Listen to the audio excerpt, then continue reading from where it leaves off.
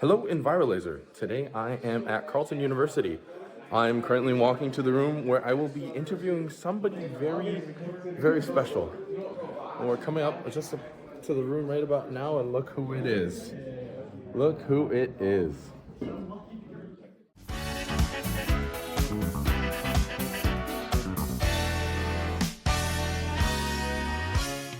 Hello, everyone. Today we are sat here with a fellow Carleton student, mechanical engineer, Illhaam Barrow.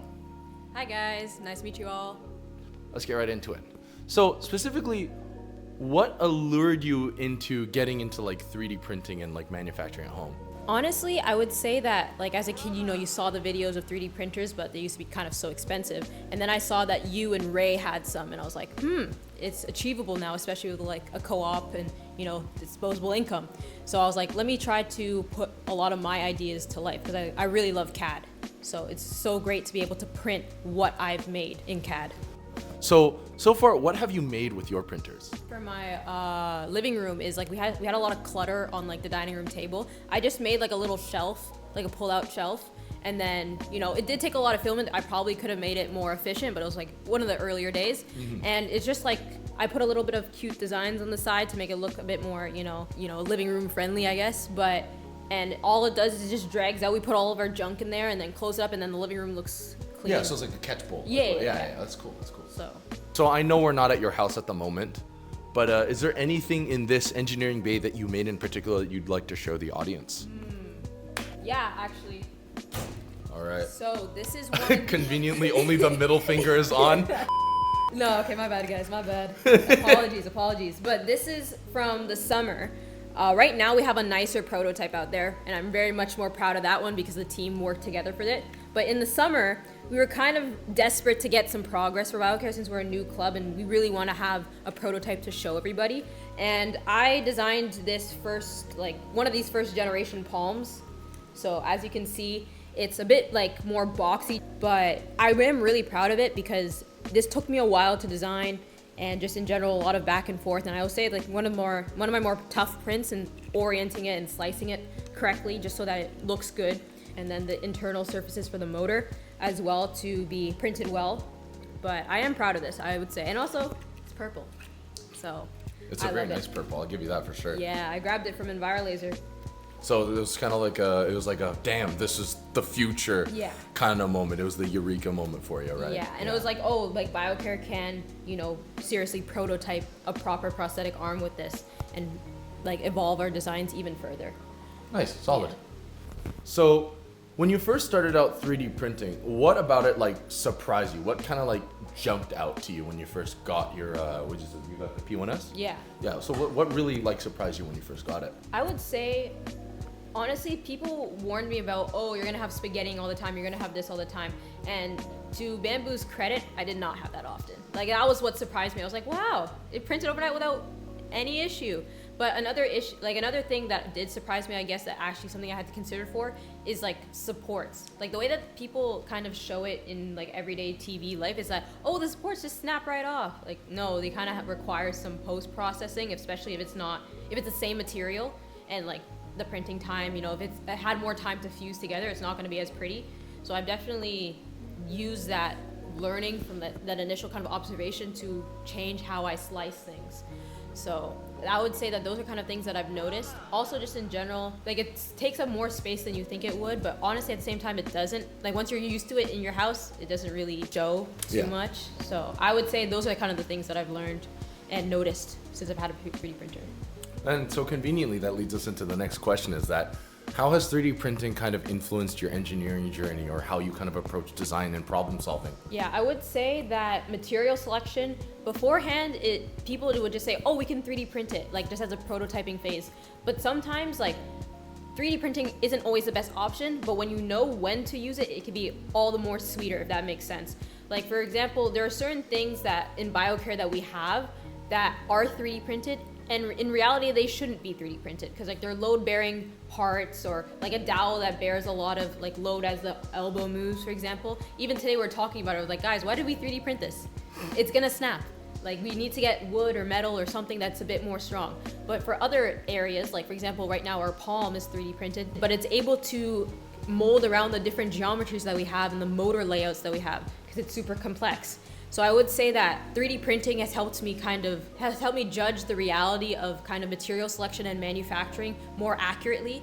It's a lot easier to just say, oh, just, design it in CAD, call it a day. But it's a difference when you're actually assembling it once you 3D print it and you realize, hey, my hex nut doesn't fit on this part. I didn't add any clearance, So I think you learned a lot of like basic concepts that they only brush over in class and you're not really applying it.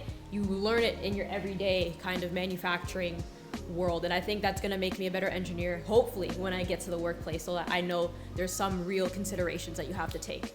Yeah, that's fair.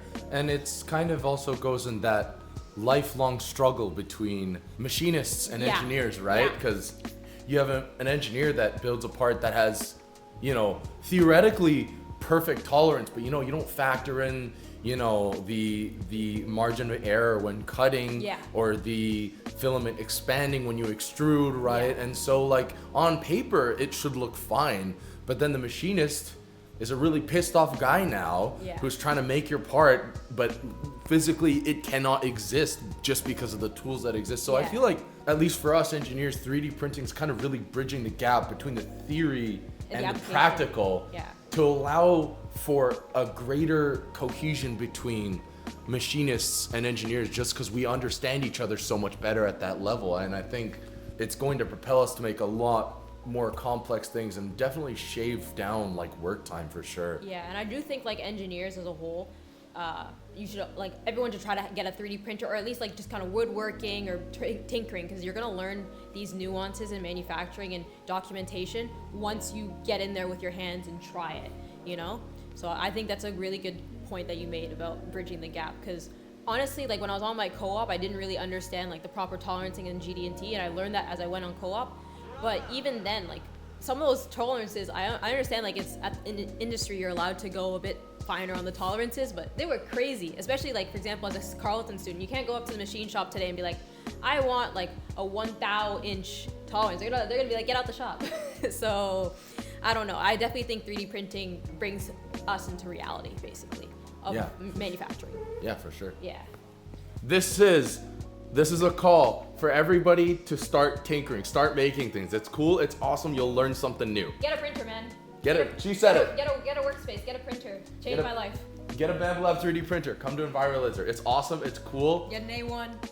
It's pretty affordable actually nowadays, I'd Get say. the next one. And I will say, if you buy it on sale, it's not too bad. Because I don't know, maybe especially once you get a little co-op money, once you put a little to the side, I think getting a printer is worth your while. And honestly, one thing that I think you would enjoy hearing is that I'm in CAD Chem, right? Yes. So computer-aided design, computer-aided manufacturing. It's a fourth year mechanical elective. And our professor at the beginning, he says, who here has a 3D printer? Half the room raised their hands. Half the room. And the professor was so shocked because he was like, wow, like a couple years ago, that percentage was way down.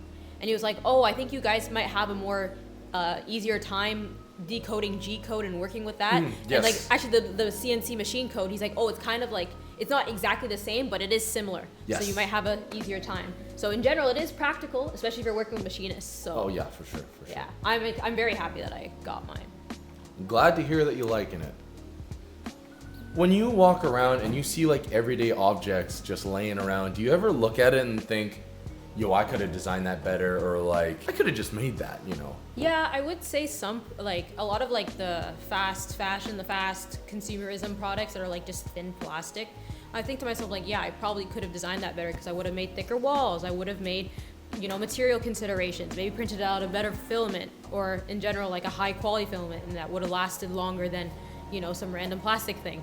And so has like having a 3D printer kind of changed the way you see like everyday objects? Like have you started seeing like STLs out in the world that you're like, I've definitely seen this somewhere on Maker World or something like that? Yeah, there's a few ones where I remember once I saw like a phone case like attachment. I'm like, wait a minute.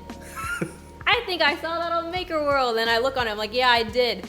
Or I remember once I was looking at these like little massage rollers. I was gonna give one to my aunt, like I was gonna buy it on Amazon, and I looked on Maker World and there was already a print, so I just printed it off myself. I was like, works for me.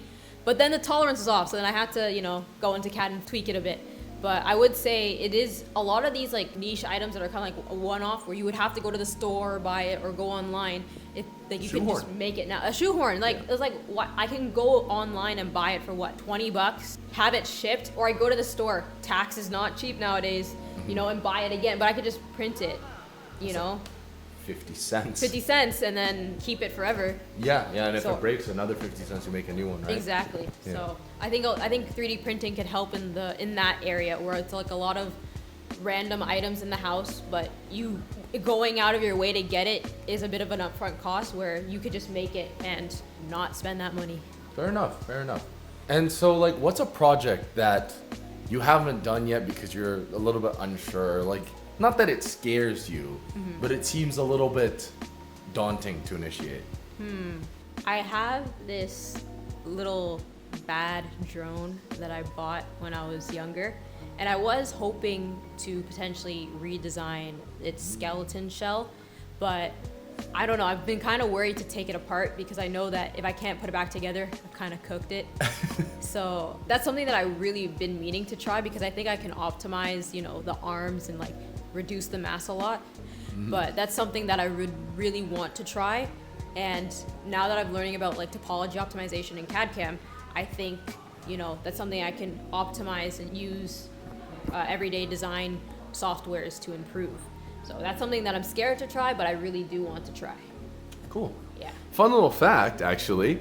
So Bamboo Labs engineers actually originally came from drone company DJI. Oh, that's why Yeah. Peak DJI lesson. Yeah. And the last question. Where are you, this is a very broad question too. Where are you planning on going with 3D printing? What is your next, what's the next stop for you other than just manufacturing? I've been thinking about this, especially since I'm graduating soon. So at first I kind of justified getting the printer because like, oh, I could use it for school and my other things. But now that I'm graduating, there's no like, the school is not the main reason right now. So I have to think about what is that other thing. I'm kind of inspired by you and Ray, maybe getting into like cosplay, maybe getting into something along that line might be interesting. And also I think, you know, just in general, I think I want to maybe make more organic models. Like I want to learn Blender. And then I think I can make more, you know, artistic models and just in general look into different types of filaments that are a bit more of the aesthetic side. Like I saw like wood PLA and I was like, oh, that looks interesting. I use that a lot. Yeah, I haven't actually used that yet, so I kind of want to get into that. And in general, I haven't started printing with TPU, but maybe I want to make wearables potentially in the future. And I love how this X1 started. But those are definitely things that I kind of want to, you know, look into because now that I'm graduating, there's no like the school, oh, I need to make the most, like, it has to work, you know. And one thing that I've learned in school and that professors have kind of emphasized to me, they're like, oh, you're very creative, but like, this needs to work. I'm like, okay, first of all, let me try. I think I can make it work. Let me cook. Let me cook, man. Like literally, I remember my third year design professor was like, oh, you're very creative and don't lose that, but this isn't gonna, I'm like, bro. But anyways, Trust the process. Trust the man. process. But I think I really want to leverage that creativity that I kind of have not suppressed in engineering, but you know, I've had to be a bit more practical. Yes. People keep saying KISS, like keep it simple, stupid, you know? Yeah. So it's like, don't get me wrong, I see the value in that, especially in like engineering context where, oh, like lives are on the line, you know, you have to be safe. But in 3D printing, you can go down that route, or you can go down the creative route. So I just hope that whatever I'm doing with my 3D printer, it's just creative. So whether that's like sculptures, cosplay, you know, just in general, more artistic prints, I think I want to go down that route.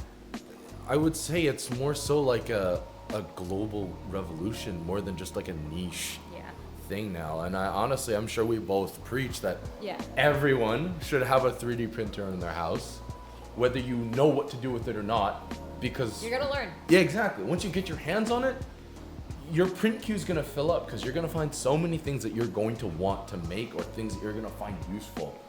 And so to not try and hop on this revolution or try and take part in this, you know, you're missing out to some extent. One thing I find is that people like associate 3D printing with like, oh, the little slinky toys or the fidget spinners. And don't get me wrong, like they're cool to make and they're cool to design, but people associate that with like one-time use plastic stuff.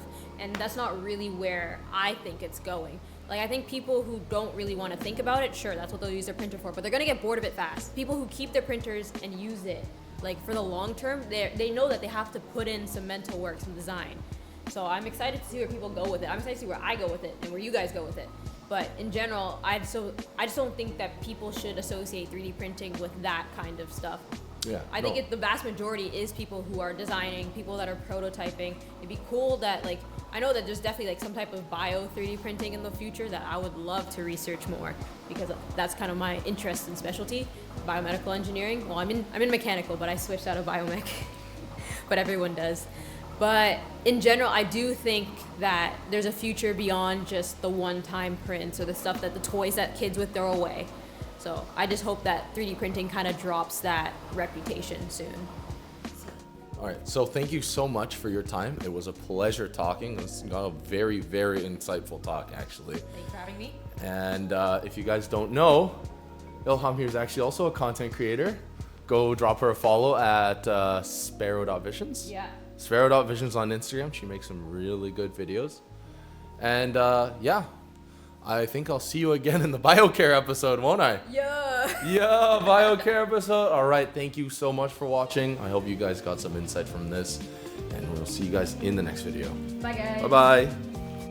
Thank you so much for watching. I know this one was a little bit different compared to the usual video, so please let me know what you think in the comments. If you're into this kind of content, a like really does help more than you'd think, and subscribing keeps you in the loop whenever I drop something new. And plus, it allows me to continue making videos for you guys. Either way, thank you very much for watching, and I'll see you in the next one.